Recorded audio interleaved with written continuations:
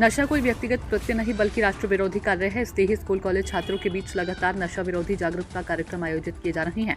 उप पुलिस अधीक्षक वर्मन का वक्त है। रानीपेट जिला सिपकौट के पास लाला पेट्टई क्षेत्र में स्थित एक सरकारी उच्चतर माध्यमिक विद्यालय में जिला बाल संरक्षण इकाई के द्वारा केंद्र सरकार की नशा मुक्त भारत अभियान योजना के 5वें वर्षगांठ के उपलक्ष्य में तथा नशा मुक्त भारत बनाने के उद्देश्य से जागरूकता कार्यक्रम आयोजित किया गया।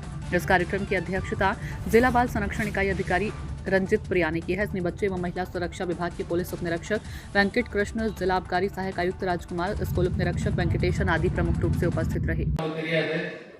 சோ அந்த மாதிரி இருக்கக்கூடிய நபருங்க என்ன ஆயிட்டாரு, திருப்பி கொரோனா மாறிட்டாருன்னு.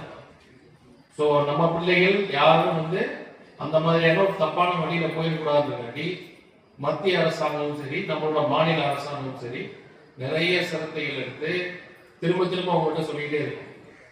ஏன்னா இன்னைக்கு இருக்க காலகட்டத்தில் போதைங்கிறது ஒரு தனிநபருக்கு எதிரான விஷயம் கிடையாது. இப்போ ஒரு தம்பிக்கோ தங்கச்சிக்கோ எதிரான விஷயம் கிடையாது, மொத்த நம்மளோட நாட்டுக்கு எதிரான விஷயம்.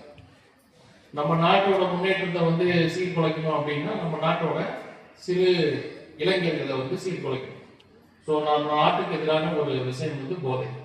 ஸோ எந்த நாட்டில் இளைஞர்கள் போதைக்கு அடிமையாக இருக்காமோ அந்த நாடு உருட்டுமா? உருட்டுமா? வீட்டில் ஒரு அப்பா குடியாரா இருந்தாங்கன்னா அந்த வீடு உருட்டுமா? உருட்டாது. ஸோ அதனால ஒரு நாட்டில் இருக்கக்கூடிய இளைஞர்கள் போதைக்கு அடிமையாக இருக்கக்கூடாது. அதனால ஏற்படக்கூடிய தீங்குகள் எதுவும் பாதிப்படைஞ்சிடக்கூடாதுங்கிறது கவனமா இருக்காங்க அப்படின்னு சொல்லுவாரு. இன்னைக்கு நம்ம மாவட்டத்துல ஒரு சில பள்ளிகள்ல இந்த சமுதாயத்துல குழந்தைகளாகிய உங்களுடைய பங்களிப்பு எவ்வளவு முக்கியத்துவம் வாய்ந்தது.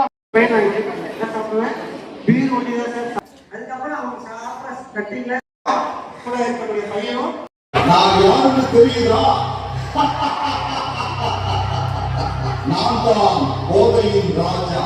இன்னைக்கு இந்த உலகத்துல உபயோகப்படுத்திட்டு அவங்களோட மரணத்தை அவங்களே இப்போ உன்னோட கடைசி நேரம் நெருங்கிடுச்சு.